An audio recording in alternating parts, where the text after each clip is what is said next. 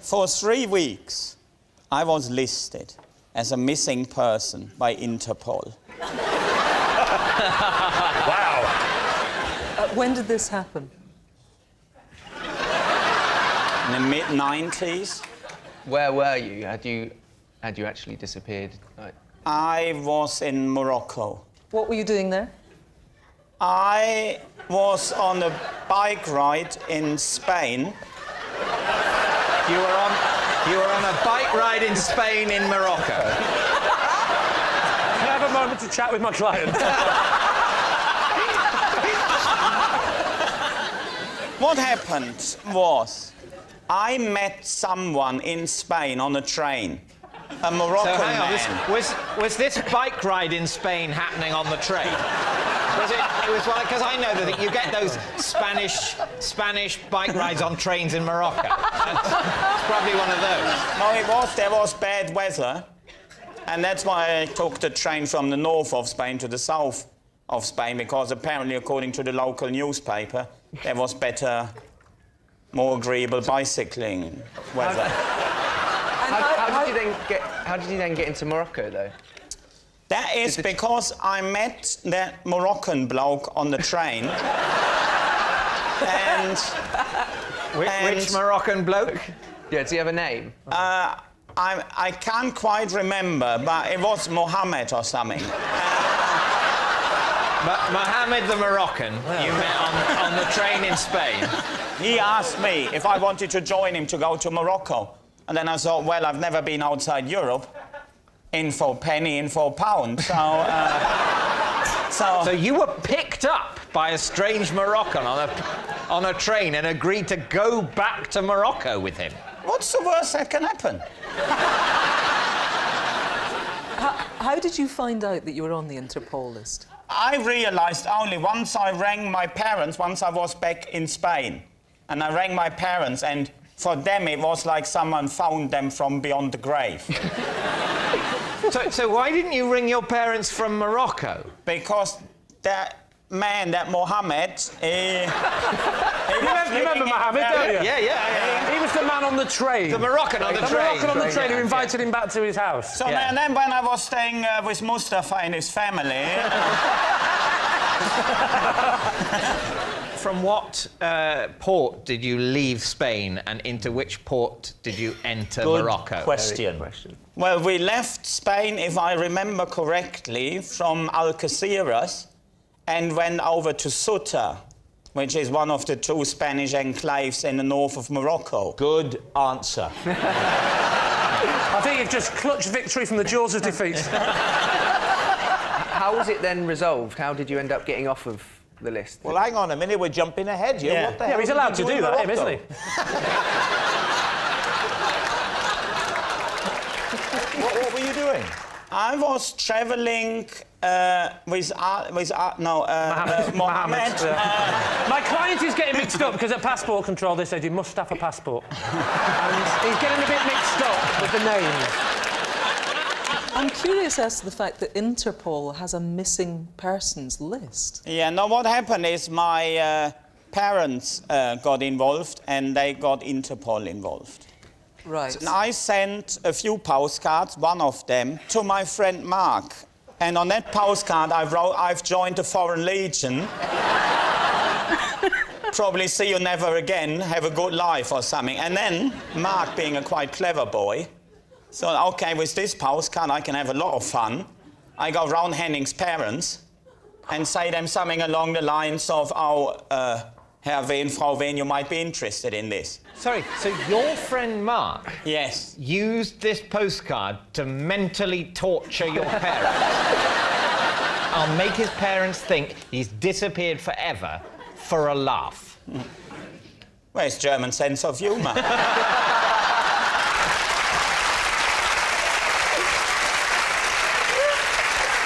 What do we know about this Moroccan chap who we're calling Mohammed? He hadn't been home for many, many years. And so we couldn't take the boat straight to Morocco. We had to go to one of the Spanish enclaves because he had to collect a suitcase full of books from a cafe in Ceuta. What? why did he have a suitcase full of books? Because someone left them there for him. But why books in a suitcase? Well, it was back in the mid-90s, people were still reading. So he went to a cafe in the Spanish enclave of Morocco Yes. to collect a suitcase which he told you was full of books. Well, I suppose a friend of his left them there. Yes, but I why? mean, you know what it sometimes is like, isn't it? Like, well, I can't quite think of an example. But if he could, it would be like that. This Interpol list that you were on, can you just elaborate on how your parents got you onto it? Well, they rang the consulate, and they rang all Which sorts consulate? of... The German one. Which German consulate? Well, the one in Morocco. They And didn't the ring one the in- police. They rang the German consulate in Morocco. Well, that's how you would go about it, wouldn't you? It's I no don't good know. ringing your local bobby. And what happens then with the list? Do you just... They have to tell Interpol, stop Yeah. looking for Henning. We Yeah, I found him. suppose so, yeah. Well, did they? For all My we know, they're parents are still quite- looking for you now. I'm safe! So what do you think, David? Does any of that have the ring of truth, or has he made all that up? What do you think, Kirsty? I think it's so odd and inconsistent and unlikely that it must be true. Yeah, that's what I'm leaning towards as well. Yeah. I think that as well. I think it's true. Yeah. Henning, was that the truth, or were you telling a lie? Well, this story is true.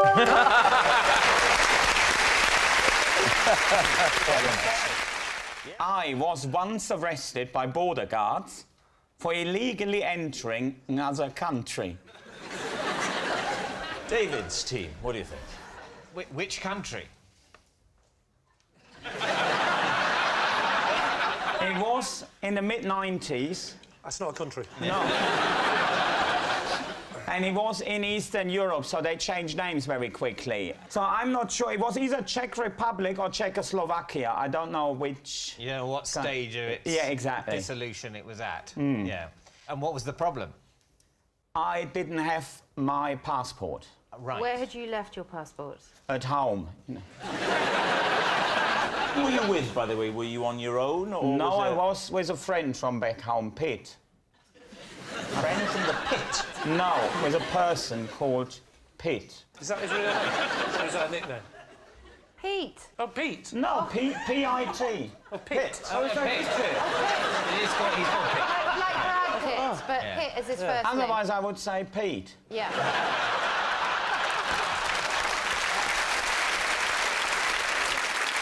We were travelling on something that was called Schönes Wochenend-Ticket. And That's German for National Express. now what it is German for, you can use any train you like as long as it's a slow train. We have that system with all of our trains. Called National Rail. OK, so you get off the train at the border. You do. Is it at that moment you realise you don't have your passport? Yes. So we wanted to go into Czechoslovakia. So I didn't have my passport. So the obvious thing to do is don't go across where the border guards are, but go a mile off into the fields and cross there. If then someone wants to see your passport, you say, oh, I must have lost it. Roughly how far into Czechoslovakia, in whatever form it was, were you? I was about, give or take, a mile. I see in the distance, I see like two lights, two white lights. They're getting bigger and bigger and bigger. And then I realise it's a Jeep. And then they're driving towards us. I'm quite gripped by this story. The Jeep then just stopped, and then there is 4 people jumping out with automatic rifles and dogs. Automatic dogs. What sort of dogs were they? I didn't ask for their names. Neither did Alex. They were terrifying dogs, probably Alsatians or something. What happened? They're all around you. So Well, they what do all they say? jump out with their rifles, don't they? And then saying, or whatever their language is. So, and then we had to get in the Jeep, and when we were driving off into Czechoslovakia, and then we ended up in some woods. One of them jumps out, opens a gate that I didn't even see was there. Then there is some little wooden hut. And was someone in there that spoke German. We got on well with that fella, and our excuse was that we said, we had no idea that we crossed the border. Yeah. So, and then, well, they didn't fully buy it, but they knew there was little point executing us.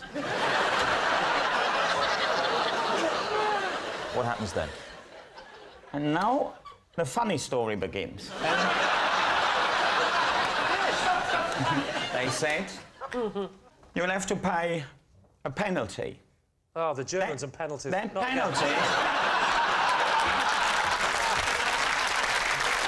Never again, please. Then the Czechs drove us back to the German border, handed us over to the German border guards, and then they congratulated us on being the first illegal immigrants from Germany into Czechoslovakia. Well, there we are. David, what are you and your team thinking? It's the travel card thing. It just seems right. I think on an emotional level, having spent so long hearing that story, we need it to be true. Yeah. We need something. We need it to be true Yeah. because a lot of our life went into that. So yes, you're going to on say that true? emotional level, I think we have to say true. You're saying it's true. Henning, truth or lie? Well, that story is actually true.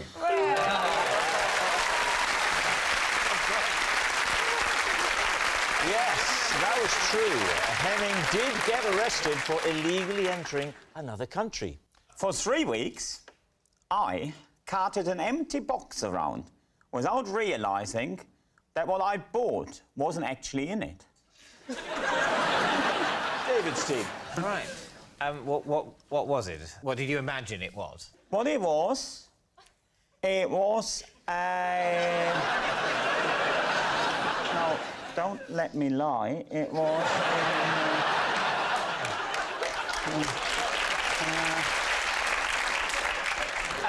there was a plastic Christmas tree.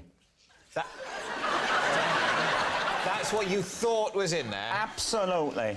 For 3 weeks. But that's something you open quite quickly after buying it, a Christmas tree. No, it's about the suspense, isn't it? Christmas is all about suspense, and... I don't think it's all about suspense. Because, in general, when you buy a box that you think contains an artificial Christmas tree, you just assume that it does. You don't go, oh, I wonder if it's really in there. Because if you're seriously wondering if it's really in there, you'd check before you left the shop, wouldn't you? Yeah, maybe I'd chosen my words not very wisely. Some of it got lost in translation. Where did you buy it, by the way? At Argos. As you left the shop, did it not occur to you that it was quite light, this box? Yes, but what? Yeah, but now it gets interesting. No, because shortly before that, I'd started doing yoga to increase my... to improve my core strength. So I didn't think any of it. I thought in such good physical shape, I can lift that box without it straining me. The queues at Argos are huge. Yeah. How long was you in the queue for? For ages. So it was a few weeks later that you Absolutely. opened it, ready for Christmas. Nothing was in there. What happened next? Well, I kept the box, didn't I? So you went on to have this Christmas without a Christmas tree in your flat? I actually, believe it or not, I did use the box instead of the Christmas tree. As a tree? Because there was pictures of a Christmas tree on the outside. And The saddest Christmas ever. I have one further question. Yes? Why were you the carrying one. this box around with you for 3 weeks? When I say I didn't take it to social occasion, I didn't say to the box, do we want to go down the park? And then the box at what, end of November? Far too cold. So, I did not ask you whether or not you socialised with the box. I tell you what, I took the box into town with me on one occasion. I went all the way into Leicester Square with the box. Why, on the occasion that you were going into Leicester Square, did you take it with you? That is a very good question, David, and I shall give you the answer. Because the box and I were going to do a comedy show. On how many journeys did you take this Christmas tree, other than the one from Argos to your flat and the one from your flat to the comedy show in Leicester Square? Can we just keep it a bit lighter? He's not up for a war crime. Not on this occasion, anyway. David, what do you think? What do you think, Sean?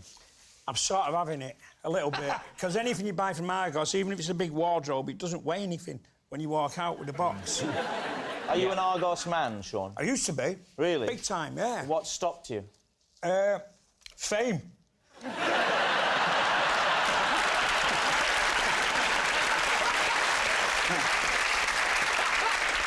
Tom? I think he's... I mean, it's a Sort of. ridiculous story. But, I mean, he's a canny fella. So, should we go for true? Yeah. True? Yeah. We're going to say true.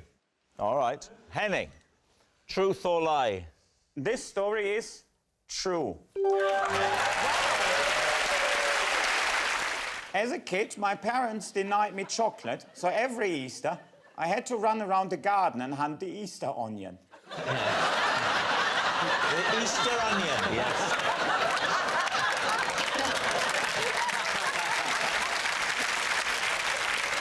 David, where'd you begin? Them were the days. Why were you denied chocolate? It's not good for you, is it? And why did you hunt an onion? Why didn't you just say, I don't give a damn where that onion is. It's not a treat. Well, you do what you're told to do, innit? As a kid. So you would look for the onion, and you would find the onion, and you would say... I'd say, da ist die Zwiebel. What? What? Well, they in Germany say, there's the onion. What would happen then? Then I would hold it aloft. And...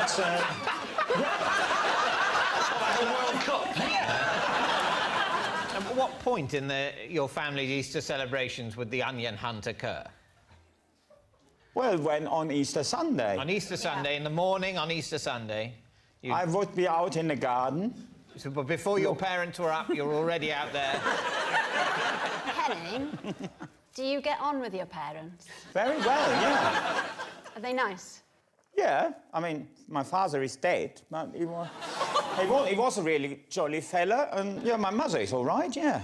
I'm glad you didn't do the speech at the funeral. Once you track the onion down, Henning, would you tuck into it? Yeah, you have a bite. Raw? So, Of course. So you're very pleased, you held the onion aloft, and then you took a bite out of it. Yeah. I do feel like you're more enchanted by onions than we are. But they mean a lot to me, because I knew Easter Sunday it was time to go in the garden and hunt the Easter onion. What are you thinking, Rachel? I was half believing him until the biting into it. They're quite solid, aren't they? It's like a tennis ball, isn't Yeah. it? The thing is, I can bite into an onion because I wasn't allowed chocolate. That means my teeth are good. Yeah.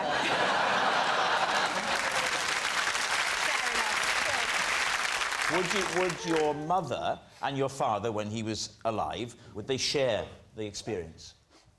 He would occasionally bite in an onion. You'd hold it aloft, they'd say, well done, little Henning. And they'd all... Look what Henning has done. And then... He's holding it aloft. Quick, quick. Get the camera. And then, would they also tuck into the onion? It was. Just thinking of that onion makes me eyes water.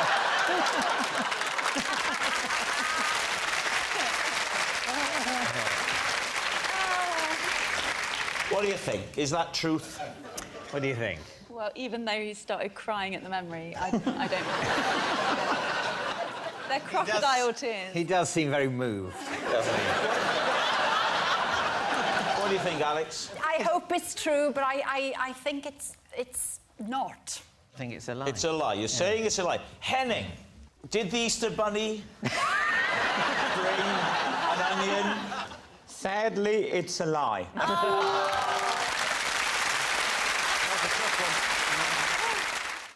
I once refused to use a dressing room because I could sense the aura of Derek Acora. David's team. Who's Derek Acora?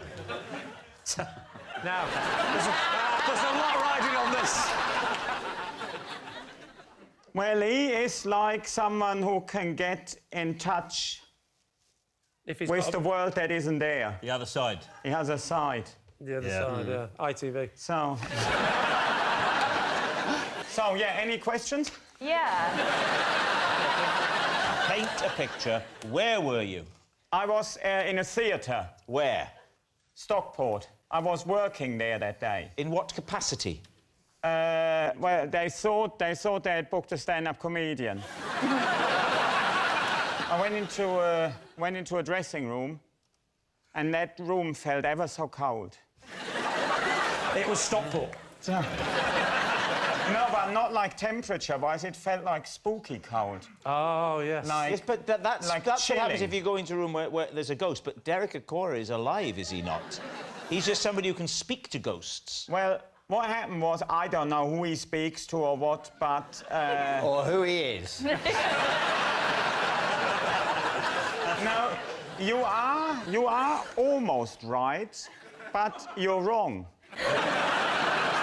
As in, I've never seen him, but he was working in that place the day before. To describe the coldness of that room, the thermometer won't be any help. It was like all life was sucked out that room. Now you step in there and you think... Well, tell us what you were thinking, otherwise it won't work.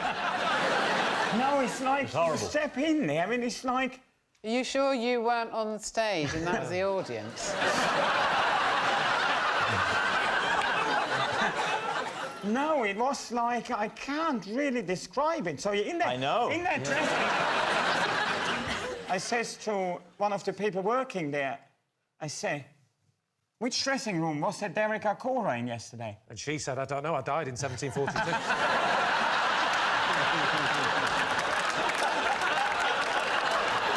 I mean, you could have had 5 bobbleheads and you would still have gone, oh, poor blimey, it's freezing in here.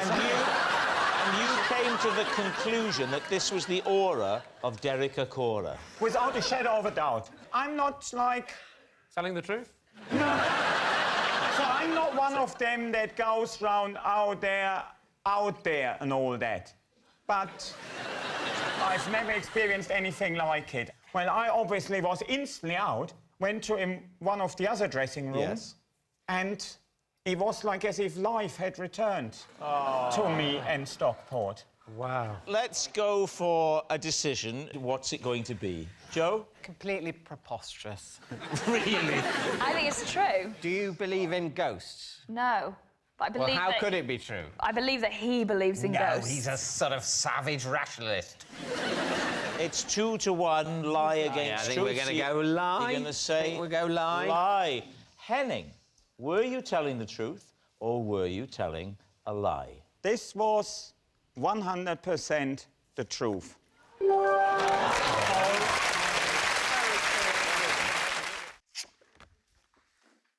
Because I already know what I look like. I do not have a single mirror in my house. Please, T. You don't own a mirror because you already know what you look like. Yeah, but none of us are looking in the mirror to remind ourselves what we look like. We're doing it to straighten our hair or brush our teeth. Well, you need to look in the mirror to brush your teeth. Yeah, I do, actually. I use a toothbrush. What about nasal hair and ear hair and things like that?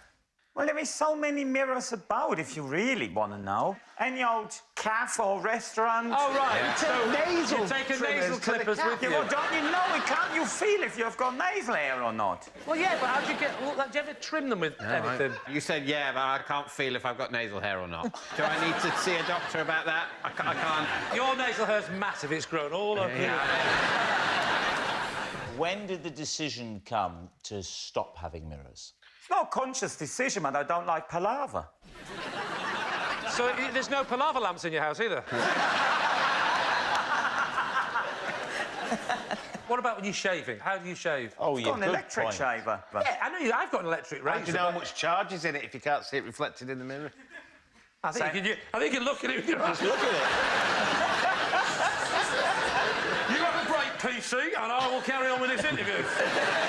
OK, I'll tell you what, Henning. So you wake up in the morning, OK? It's time for Henning to do his ablutions. Talk us through it. I get up. Are you pyjamaed or do you sleep naked? Halfway.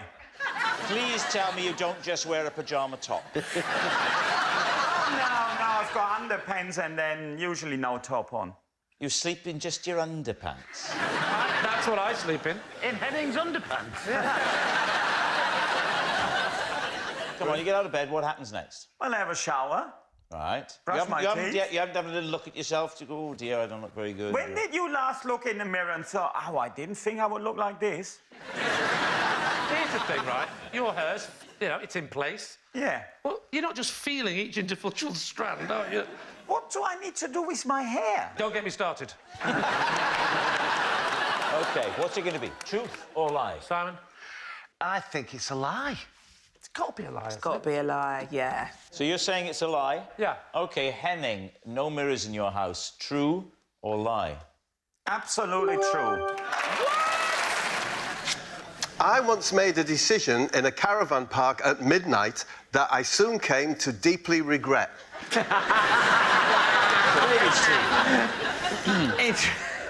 Oh, God. Right, OK. What decision did you come to at midnight in a caravan park? Well, as I always say, David, it's a long time ago. So my memory's a bit... It's like trying to locate a rabbit's tear in a petrol spill. Yeah. Not easy. Is it going to be the sort of distant remembrance that could be mistaken for invention? That's or the it would one. be indistinguishable, the two forms of brain activity. They look identical. They can do, yes. Yes. But they taste different. Where was the caravan park? In Hartlepool, Crimden Dean. Which Well, we is know what the decision was that you regretted.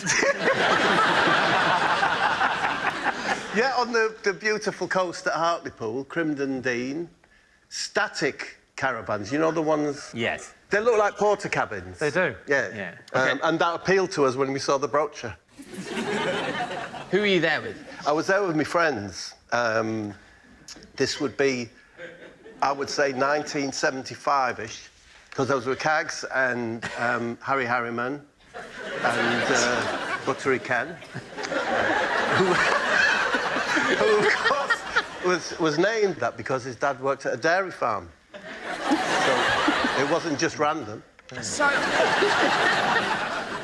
was you out dancing, raving before the decision was made? No, it was bingo. No, and, bingo. And reruns of the horse racing. We'd been to the social club. Yes. Was this all of you now? You said Harry Harriman was there and Buttery Ken. I think there were 6 of us. Well, who were the others? The other ones. Slow Colin was there. Slow Colin? Yes. Why was he called Slow Colin? Well, why do you think, mate? He was very slow. Physically slow? Physically slow. Right, OK. Yeah. And still Barry. Wow. After all these years, he's still called Barry. Is that how he got the nickname? He didn't have it. He didn't have anything about it. He went, what can we call it? Well, he's still called Barry. Let's call him Still Barry. So, yeah, 6 of us with our flares and... OK, so all those people were there. And we've definitely given you enough time now to remember the thing that you regretted. Well, on my way back from social club, I was dragged away from my friends by an old woman. Probably only about 40, but old to me then. And she thrust me up against a static caravan. Argos. Right. And I said, come and help us, slow Colin. Will anybody help me? And she started to kiss me. Kiss? And I noticed that next to us was, you know, the Calagas canisters. So, snog in, spot them, realise it's a safety issue, push her away. It was that hot a kiss. So you disengaged? Disengaged and went away. And the important point is she shouted at me words similar to, my husband, my fella, is going to kill you. Wow. But I went back to the caravan and I said to me mates, there's a bloke's going to kill us. Oh, us? That was kind of it. You're all included. Us? So, we were very scared young boys, and so we decided we had to get out of there. Yeah. So we decided to walk the 26 miles to Newcastle to watch the movie of the rock opera Tommy by who? The Who. That's not a quiz question, it was by The Who. By The Who. So 26-mile walk, when did you envisage arriving in Newcastle? And what screening of Tommy were you aiming for? We set off at midnight. It was dark. The moon hadn't been attached to mains power by that point. Slow progress, because, of course, we had our flares on, which acted like sails, trying to get through. I had slow Colin with you anyway. And still Barry, who doesn't move at all. But, Bob, which bit of this decision do you regret? I'm not even there yet. Oh. I'm so sorry. So all of this for nothing? I can end it quick if you want. No. Is that what you said to her? No. So we got there, I'm thinking round about 10:30, 11 o'clock in the morning. Having been walking all night. All night. OK. Isn't that incredible?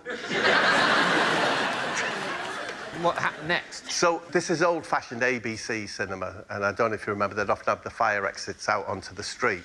Yeah. One of them was open. We crept in, and we went to sleep between the seats, waiting for the film to come on.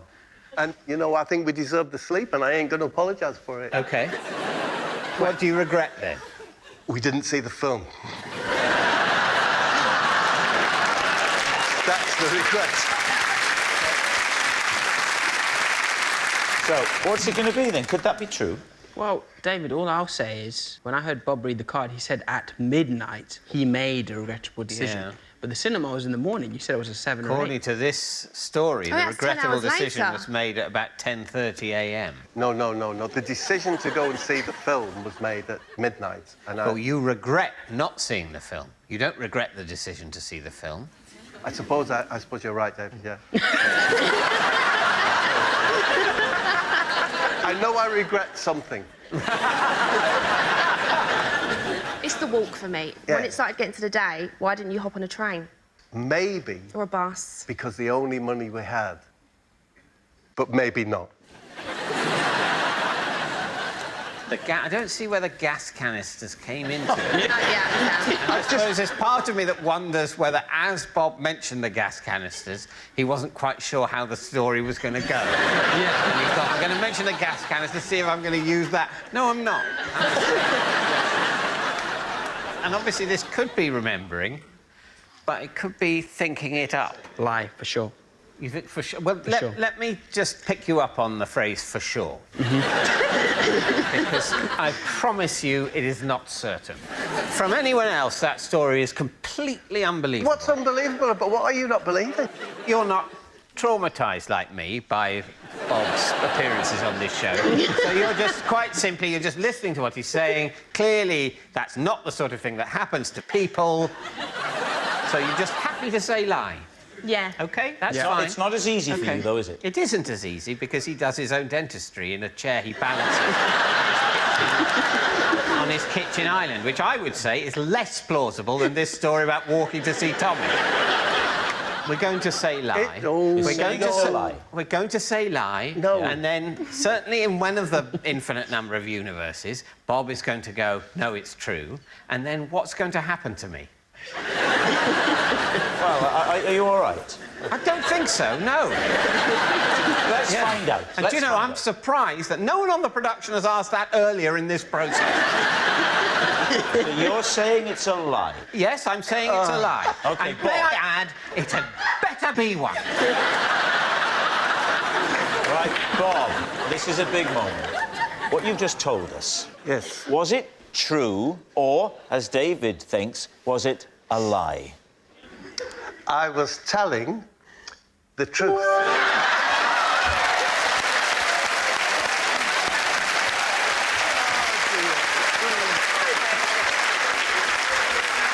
I am not OK. So please welcome this week's special guest, Steve.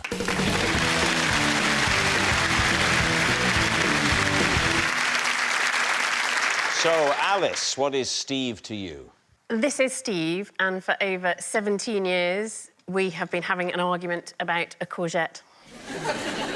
Bob, how do you know Steve?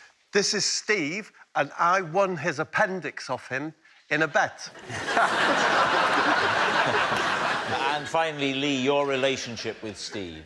This is Steve. He landed his helicopter to tell me off because he saw me shushing him whilst he was in the sky.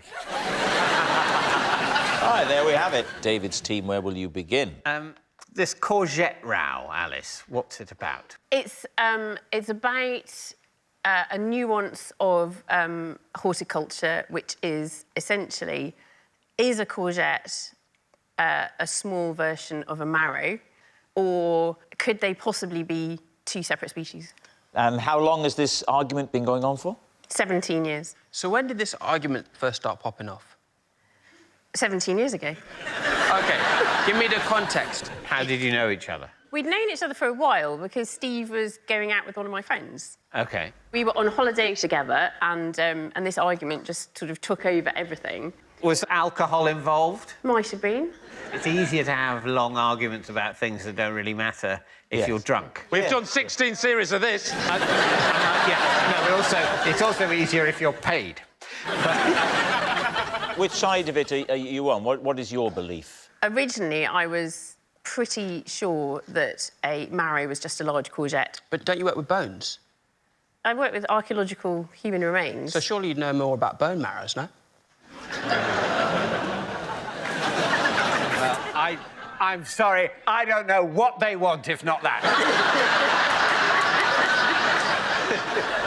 If the courgette becomes a marrow, which I was always led to believe, when does it become a marrow and when is it a courgette? There must be a perfect time when it's half and half. There must be, but you never see it. You see, that is what the billionaires eat. Because there's only a millisecond when it lies between the two, and you have to have people watching all night, ready to freeze it at the point, and then they will dine for hours, or they call it margette. How can a disagreement of this nature become heated? Yes. What is there to say? That is very marrow-minded.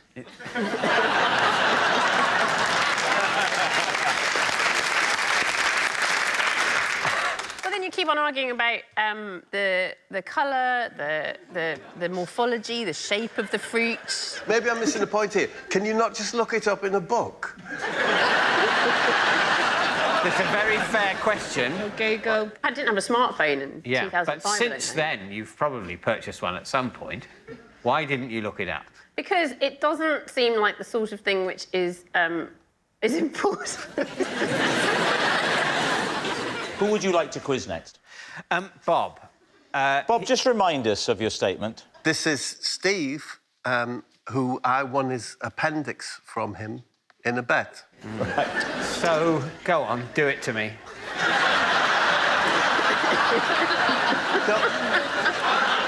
I'm I'm not willing to give you any information unless you ask for it. You're making me ask.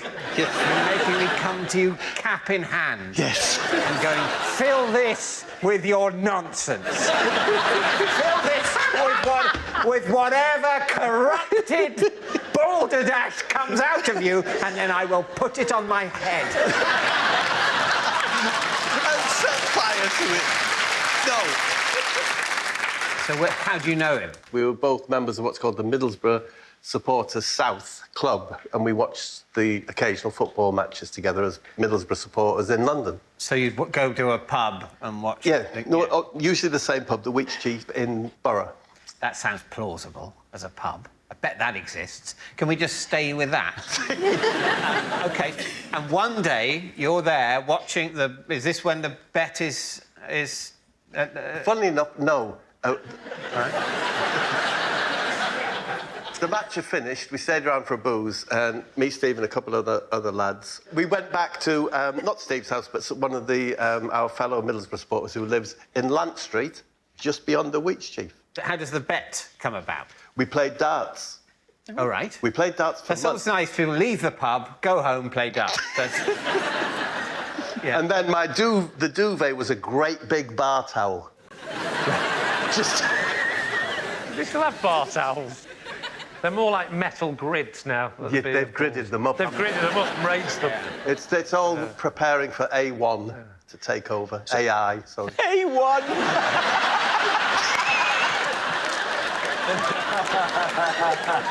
Did you think that film with Will Smith was called A1?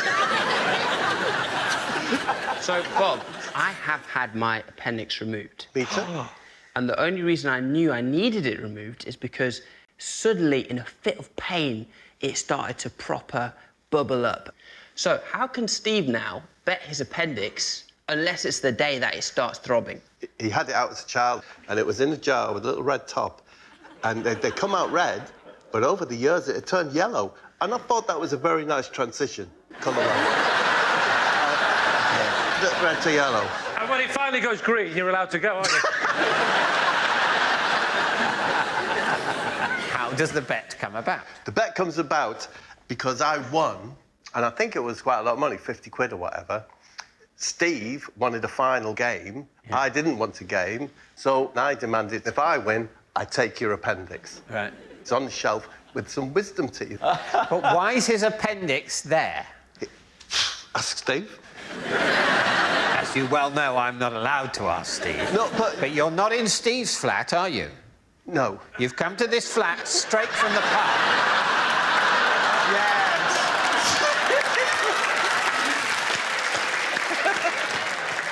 No, I realised... No, I realised that. Yes. Yes. He just brought it with him to the game. Oh, did I say it wasn't Steve's flat? Yes, you did say it wasn't No, it was Steve's flat in Lant Street.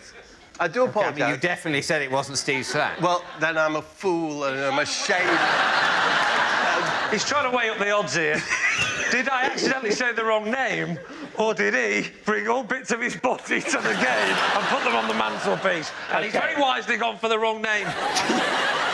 It was Steve's flat. Yeah. Suddenly. And so the various body parts are on the shelf already. And you win both his wisdom teeth and his appendix. Just the appendix. Oh, you left the teeth. Yeah, I didn't fancy them, so... All right, yeah. Oh, I had my wisdom teeth out the other day. Did you? The other day? You probably did that yourself in the kitchen. All right.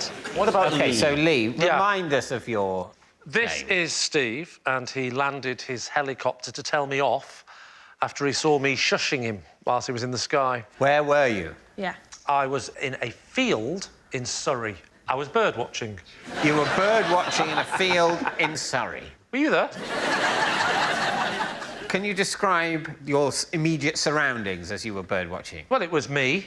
It was my wife, my children. They were around me. Were you sort of hiding behind a hedge? We were sort of crouching behind. I think, if I remember rightly, I said, "Lo, is that a magpie?" And so we ducked down. Oh, magpie, because that's a rare spot. That's worth the journey. If you let me finish, David. OK. Is that a magpie? If it is, let's not bother. Wait.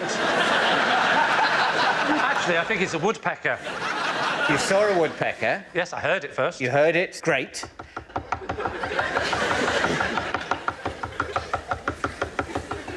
Can someone answer the door? I'm looking at the corner sin.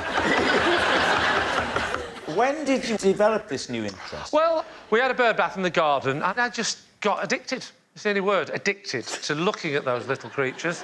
Amazed. They're like mice with wings, aren't they, small birds? Yeah. But with no tails. Or ears. OK. Or teeth. Tell me that Or legs. Lee, it's been fascinating. They're nothing like mice, are they? Some birds have legs.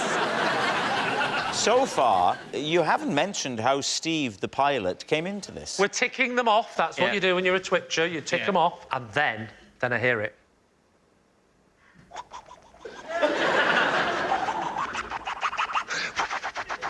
Him in his helicopter, innit? Oh. He's only a policeman looking for a criminal on the run. Oh, really? That's why he's so low. But then he stops. He goes a bit lower. Why does he go lower? He sees a man hiding in the bush. That's why I go. Well, he's not happy.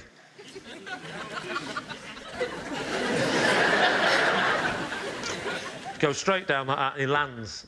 OK. What's in the field that he's a helicopter now. No, but what was there before? No helicopter, just grass. So how did he see you in a bush? Because he is a policeman and they have specialist equipment to search for people. Have you ever watched the Channel 5 documentary? Everything goes green. But only at night. But they've got a day set in these machines. So he spotted you and your family... No, just spotted me at first. Using a thermal camera. Your children didn't show up on the thermal camera. I said to them, I said, I told you to wear a coat. So Steve gets out of the helicopter. Yes. Approaches me. And says what? He says... So you're going to have to turn it off first, mate. I can't hear a word you're saying. Yeah. OK. What does Steve say? He said, you toe rag. Steve, honestly. This is not how they should be treating, may I say, national treasures. And how does the conversation end? I said, oh, you want to go straight to the end? Bye. Well, I don't know. How long is it? But there was more conversation. He said, listen, we're on police duty here. We're looking for a major criminal, OK? We had to swoop low. The person in question, David, had killed 2 people. It's not funny now, is it?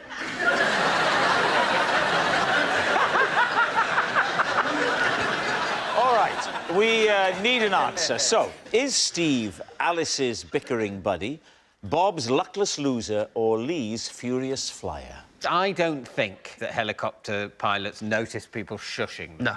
Yeah, also Lee wouldn't go birdwatching as well. Yeah. But what about Bob? Bob, he tripped over his own details. If you're basing your decision on my mistake over the flat, I advise you strongly against that. You can see what he's doing, can't you? Even though, apparently, we've totally caught him out. We've totally caught him out. And he said it was someone else's flat and the appendix was there. Should be it. Game, set and match. But, oh, no. What if he did that deliberately? What if, oh, my mistake. Yes, of course it was Steve's flat. Oh, dear me. Head in hands. And that's just luring me in. Isn't it? Like when the Norman soldiers pretended to run away and the Saxons came off the hill and then they turned and they cut them down. I think, David, you should actually sit this one out because you are traumatised. Thank you. I will take a bit of a sabbatical. Yeah. We've ruled out Lee. Now you two decide between the other 2. I like the way you did that. It's completely up to you 2, but not Lee. It's not Lee. Yeah. If you're on holiday, are you going to be having an argument for 2 hours over a courgette? Academics, that's the kind of thing they argue about, you know? That's true. That is like proper full-on banter to them. Yeah, that is So, true. David, I can rest assured it is Alice. I think it's the courgette. I can rest assured. Yeah? Yeah. David? He's worrying me again. Listen, I don't know. I think I don't know, actually. I think you're it's Bob. falling for it. He's affecting her now. It's actually Bob. It's you, Bob. It's Bob. OK, it's time to decide. Well, I mean... OK. I think this could break him. I do think Steve looks like someone who could have a 17-year row about the genetic makeup of a vegetable. So you're going to say it's Alice, That's then, what yes? I'm going to say. Yeah, we're going with that. That's what we're going with. Steve, would you please reveal your true identity? I'm Steve, and Alice and I have been arguing about courgette for 17 years. Yes, Steve is Alice's bickering buddy. Thank you very much, Steve.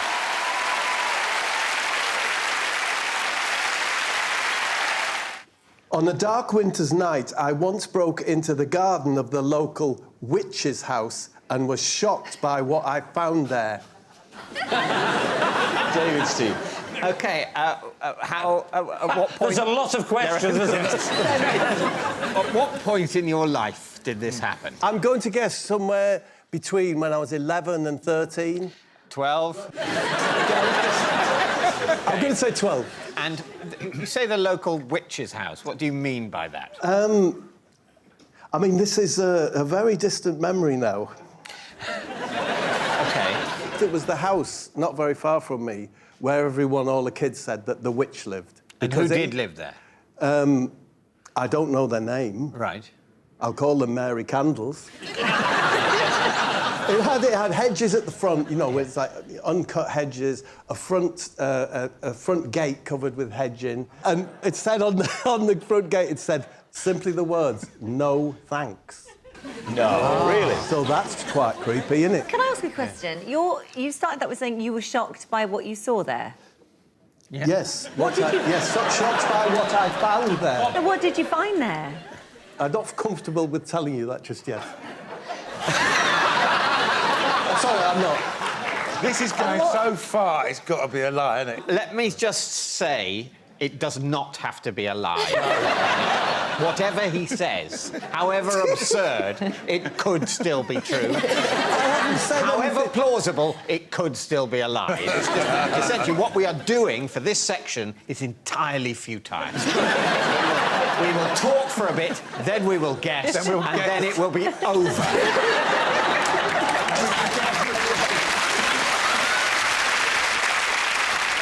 So how did you come to go into this house? Who were you with? I was with, what's he called? I was with Ken Numbers. I changed it, yeah. Ronnie Calculator's son. The vibe is, it's very unkempt, it's the gardening, because as we all know, Lee, yeah, witches hate gardening, wizards hate plumbing. Right. So we knew it was a female residence. Right. So you'd never seen Mary Candles, but you were only speculating it must be a witch rather than a wizard because it was an unkempt garden with no sign of deficient plumbing.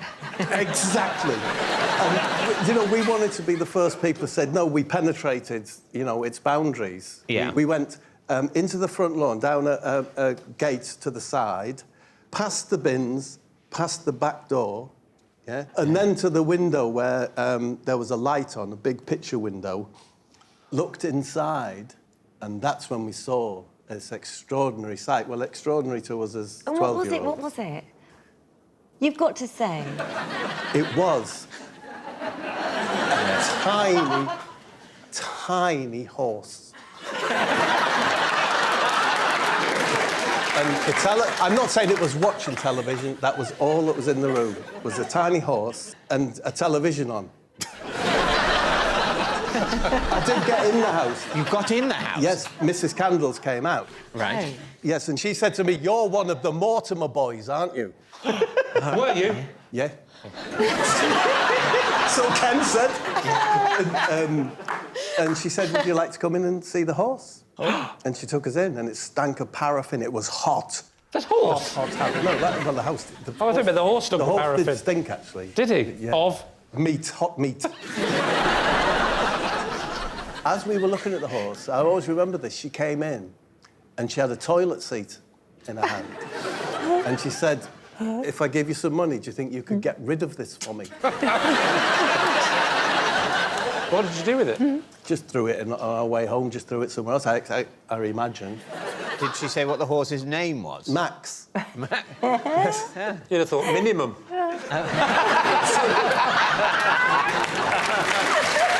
All right, well, now, Suds, what are you thinking about this? I mean, you know, it's so preposterous, but David's flung me by saying this is the way he carries on anyway. Oh, Yeah, same. I mean, but no, I'm saying lie, of course. You say it's a lie. It was when you said the horse smelt like hot meat. Well, do you remember the detail of the paraffin heaters? Yes. Oh, yes. We're talking 40, maybe 50 degrees there with those old... 40 or 50 degrees centigrade. So we're talking like the temperature of the desert in Saudi Arabia. Did you ever see Mary Candles again? No, never. Never saw her again? Never saw her again. She probably melted in that heat.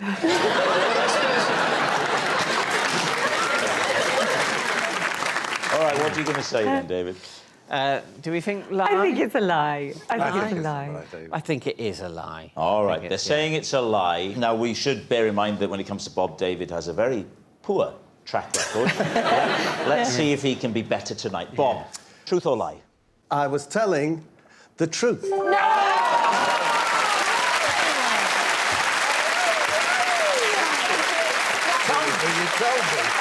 It's true. Bob really did break into a creepy garden. My first taste of fame was when the local newspaper dubbed me the Cockroach King. David's team. What was the newspaper? My local. It was called the South London Press. So, are you from South London? I was in the lead-up to the headline, The Cockroach King. Why were you in the public eye doing what? I was a solicitor at the time, and I sued the local authority because of cockroach infestations in the council houses. Yes! That's what I did. And of course, it was that kind of style in court that won the day. We settled outside of court, actually. But I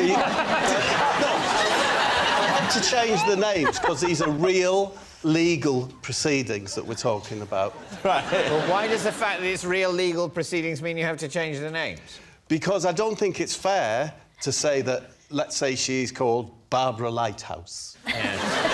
Lived in the horror of cockroach infestation. Were you representing Barbara Lighthouse? I was, yes. She'd engaged your services? She's engaged my services. I visited her property. Must have been ages to get to the top. There were Egyptian cockroaches. So I had an idea, right? I said, I bet this is bad for your mental health, living with cockroaches. And I took them to the magistrate's court on a private criminal prosecution under the Public Health Act. Why are you counting every letter in the same? Are you working out how much to charge her? You mentioned the Egyptian cockroach. The Egyptian cockroach, How yeah. many? I wasn't aware there were different types. They live in the concrete, and they can actually live off the concrete that the buildings are made of. So, Bob, Eat concrete? Yep. Bob, they got some hard cockroaches. They live in the concrete. They nip out to go behind the fridge or the cooker, or to turn the light out. What were the size of these Egyptian cockroaches? They're long and thin, slip right in. That's my profile on Tinder.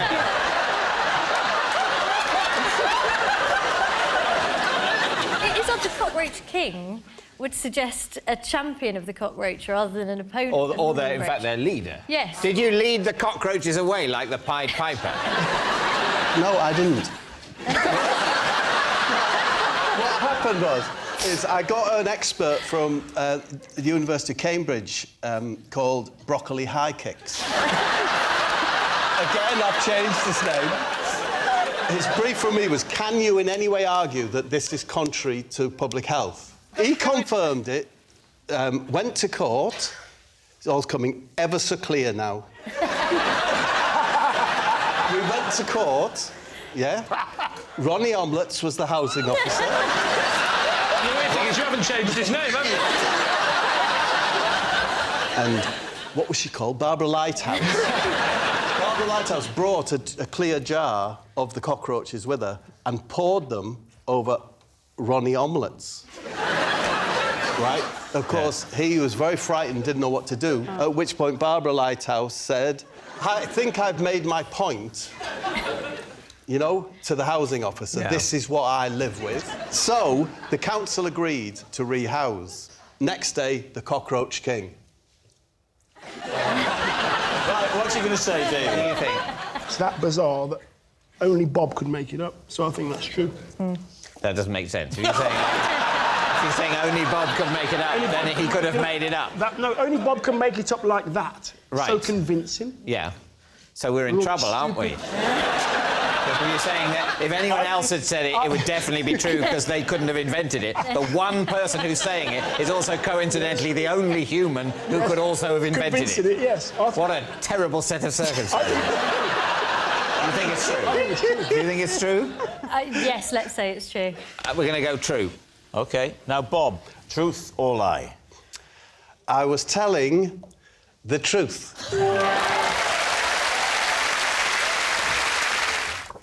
As a teenager, I used to terrorise my neighbourhood with a game I invented called Theft and Shrubbery. What were the rules of theft and shrubbery?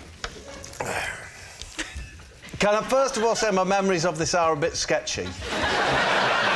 Always handy for this game. No, but I'm an older gentleman. They're more like just fingerprints on an abandoned handrail. Even while you poetically describe the ageing process, another part of your brain is inventing the rules of a fictional game. It's Theft and Shrubbery. Yeah. It's a game that I played in my youth, in my teens, on the Lakes estate in Middlesbrough. I would probably be 14 or 15. I hope that's all the information you need.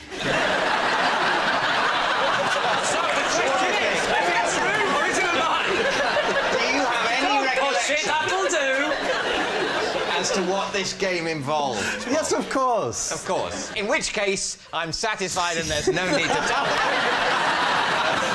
What were the rules? There would have to be a gang of you. I would usually be with Staver and Bagger. Well, I didn't realise you knew hobbits as a child. Neil Overall, Jerry Dungaree's son, of course. Didn't take his father's name. Hated him. So, and Gary Cheeseman would be there. The reason he was called Cheesy is because his mum used to give him a cheese. Do you know the cheese slice? Yeah. To take out with him when we were hanging around the shops and that, because she thought it was good for his spots. And she'd want him to personally slice. Surely it's because of his surname Cheeseman. No. Surely that was part of it.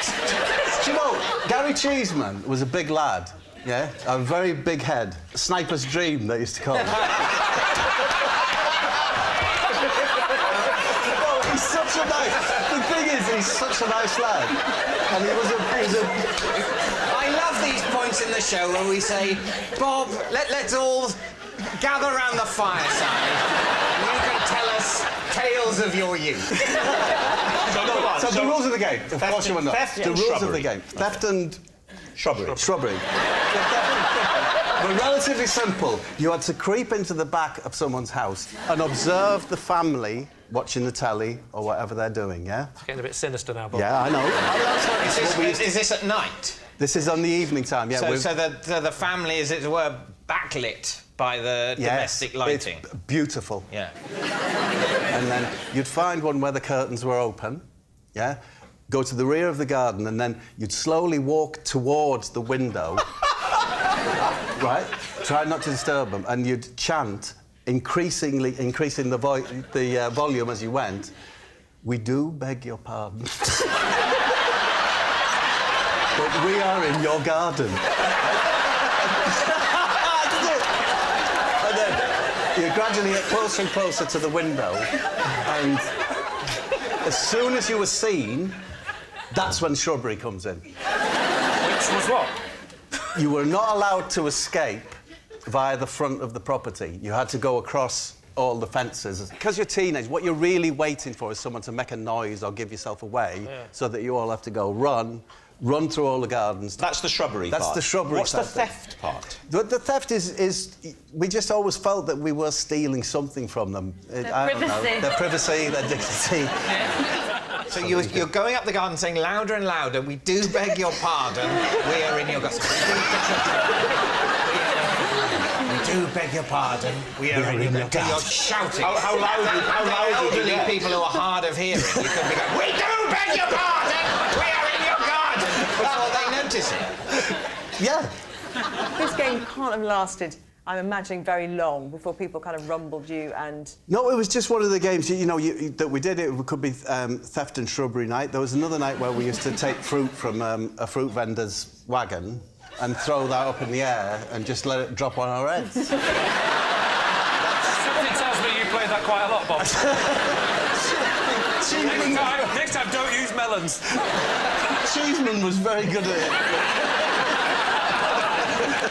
So what do you think, David? Steve, what do you My think? concern is that the details are so utterly believable and sound like they're real that if it wasn't actually a game, he spent an awful lot of time looking through people's windows. I'm coming down on the side of truth.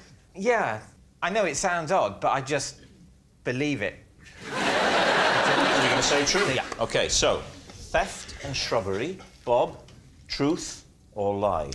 I was telling the truth.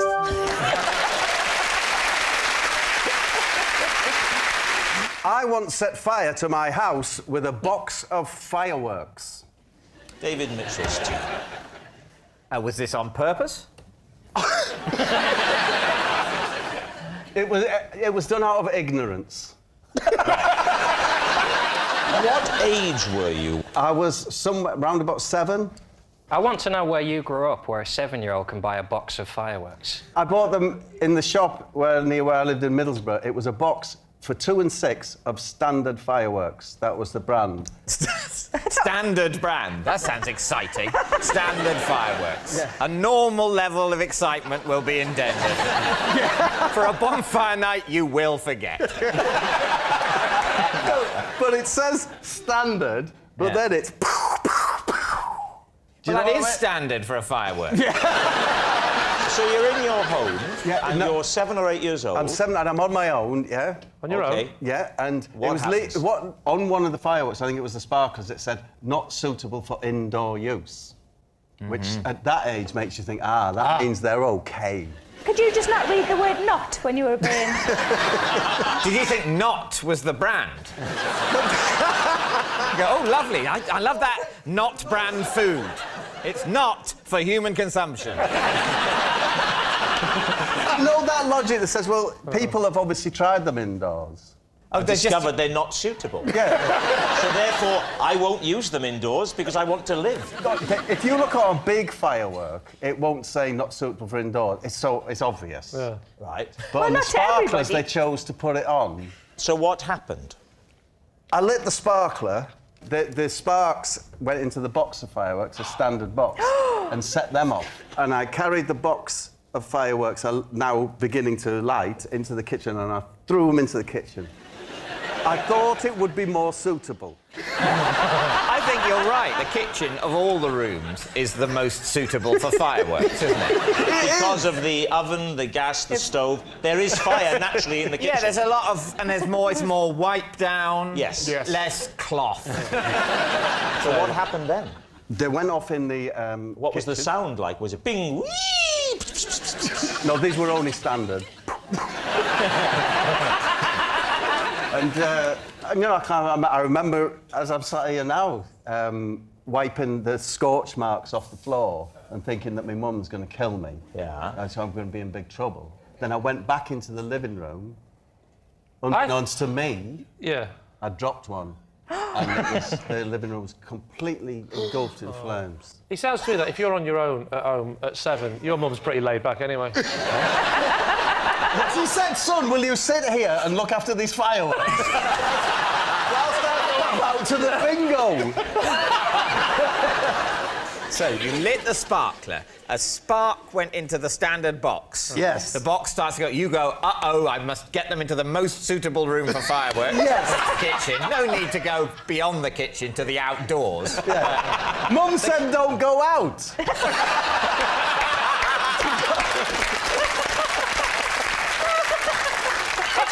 It's good to know there was at least one rule in your house. What time of day did all this happen? This happened mid-afternoon. Oh dear, so you didn't really get the benefit of it. Who put the fire out? I went to next door where Miss Best lived. She was bless her, she's about 80. And I knocked on their door and said, my house is on fire. And she said, do you know, I thought it was. So what happened then? She called the fire brigade. They fired their water hoses throughout the house. Yes. Ruining it. Even the rooms where there's no fire. Not ruining it. Yeah. You do know that before they put out fires, it's already ruined, don't you? Lee. You're making this house all wet. It was lovely and warm before. And it's the water damage that knackers the house. Is it? Not the fire? Not the fire. If they would use their boots to put it out. Honestly, the entire house, that's it. I was in a family of 4 children, and we were homeless. Bob, keep it light. No, I'm just saying. Where were all the other kids while you were alone with the fire? Why did you take 3 They children were looking out and after leave fireworks in other people's houses. So when you say you were homeless, how much of the house did the inferno claim? It's gone. Entire That's house what, the gone. whole house gone. Yeah. The whole house burnt down? Burnt down. So how much did you leave in the living room? The fireworks in the kitchen have only caused a few scorches. Yeah. What did you leave in the living room? And now, don't you feel stupid for saying standard fireworks? Yeah. I tell you, really. Well, I think you were stupid to light a sparkler indoors. If you don't know what you dropped in the living room, is there a chance that it's just a coincidence? No, it could be. That it might not have been your fault? That's what I said to the press. Not your fault? Press? What press? Who did you speak to? Local press. Because they came to the house while it was burning? Yeah, you know, they're their hats on, trilbies, sniffing around. With those little bits of paper in the Typewriters. Were they called things like Scoop McLean? I believe he was called Ron Waffle. Sorry, Ron Waffle? It was either him, the other ace reporter on the Gazette was John Caramel. It was one of them two. Caramel and Waffle. Honestly. The question is whether you think Bob has been telling the truth. Well, I thought it seemed very plausible until we heard about caramel and waffle. I think he thinks he's telling the truth, but I think what's happened at some point, he's seen a film in which this has happened. He saw backdrop. And is now convinced that it happened to him. I think it's a lie. Sarah. I was going to say I want it to be true, but that sounds really horrible. I think it might be true. Well, I think it's true. I think it's true. So you're going to go for true? Yeah. OK, Bob, were you telling the truth or were you telling a lie? I was telling the truth. Oh.